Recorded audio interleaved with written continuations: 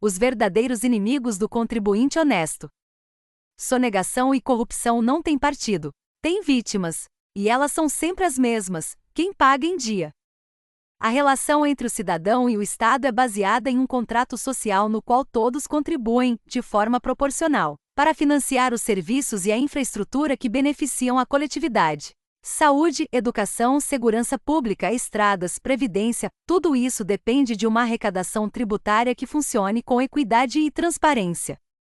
No entanto, quando esse sistema é corrompido, o peso recai de forma desproporcional e cruel sobre os ombros de quem cumpre suas obrigações em dia. O contribuinte honesto acaba pagando a conta não apenas pelos serviços que recebe, ou que deveria receber, mas também por aqueles que se recusam a pagar, e por aqueles que desviam o que foi arrecadado.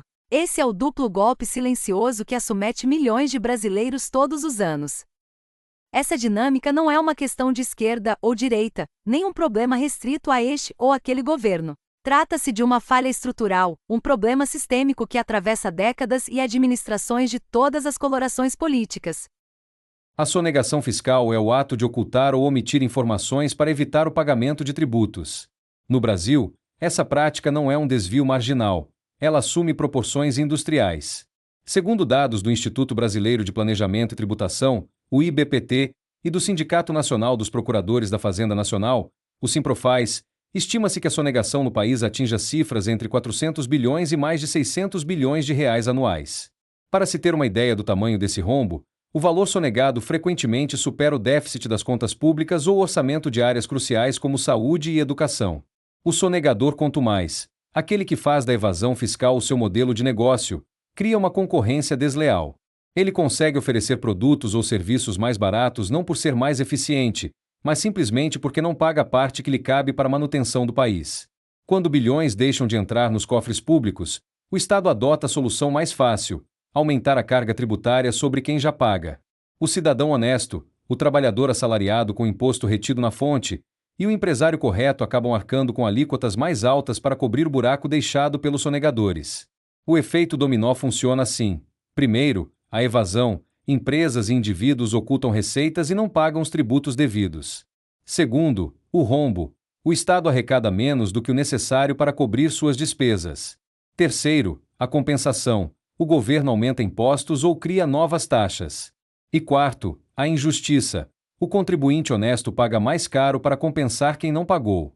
Se a sonegação é o dinheiro que não entra, a corrupção é o dinheiro que sai pela porta dos fundos. O desvio de recursos públicos, ou para não chorarmos, o dinheiro que é afanado, é o segundo golpe contra o cidadão. Estudos indicam que a corrupção no Brasil consome entre 1% e 5% do produto interno bruto anualmente, o que pode representar perdas de dezenas a centenas de bilhões de reais. O custo vai muito além do valor desviado em si. Ele inclui o sobrepreço em obras públicas, a entrega de serviços de péssima qualidade, hospitais sem equipamentos, estradas esburacadas, escolas sem estrutura, e a ineficiência generalizada gerada pelo loteamento político de cargos técnicos. Cada real desviado é um real que não chegou ao cidadão que pagou por ele. É fundamental ressaltar que a corrupção no Brasil é endêmica e suprapartidária. A história recente do país demonstra que escândalos de desvio de dinheiro público ocorreram em governos de variados espectros ideológicos, de direita, de esquerda e de centro. O dinheiro afanado não tem cor partidária. Ele sai do bolso do mesmo contribuinte, independentemente de quem ocupa a cadeira presidencial, o governo estadual ou a prefeitura municipal. Transformar esse debate em disputa partidária é, em si, uma forma de desviar a atenção do problema real: a injustiça imposta ao cidadão que cumpre suas obrigações e financia, involuntariamente, tanto o sonegador quanto o corrupto. A combinação de alta sonegação e corrupção endêmica resulta em um cenário onde o Brasil cobra impostos de país rico, mas entrega serviços de país pobre.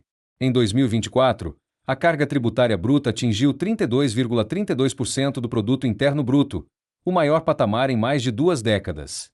Apesar dessa arrecadação massiva, o Brasil lidera, pelo 14º ano consecutivo, o ranking do Índice de Retorno de Bem-Estar à Sociedade, o IRBS, elaborado pelo IBPT. Isso significa que, entre os 30 países com maior carga tributária do mundo, o Brasil é o que oferece o pior retorno em qualidade de vida, educação, saúde e segurança para sua população. Último lugar. pelo 14º ano seguido. O brasileiro médio trabalha cerca de 149 dias por ano, quase 5 meses, apenas para pagar impostos. Trabalhar até o final de maio exclusivamente para sustentar o Estado e, em troca, receber serviços públicos precários, é a materialização concreta da injustiça fiscal que assumete o contribuinte honesto. Os números são claros. Sonegação anual estimada pelo Sonegômetro, mais de 600 bilhões de reais. Custo da corrupção, entre 1 e 5% do PIB por ano. Carga tributária bruta em 2024, 32,32% do PIB. Dias trabalhados só para pagar impostos em 2025, 149 dias. Posição no ranking de retorno ao cidadão, 30º de 30. Anos consecutivos no último lugar, 14 anos. Combater a sonegação e a corrupção não é uma bandeira de esquerda, de direita ou de centro. É uma pauta de sobrevivência para quem produz e trabalha neste país. O cidadão que paga seus impostos em dia é a maior vítima desse sistema disfuncional, sendo punido 2 vezes, paga a mais para cobrir o sonegador, e não recebe o serviço porque o recurso foi afanado.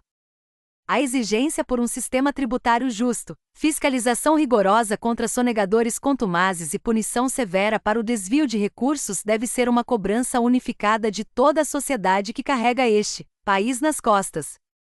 O alinhamento correto nessa questão nunca foi esquerda versus direita. Sempre foi e continuará sendo quem paga versus quem não paga, e quem administra honestamente versus quem desvia.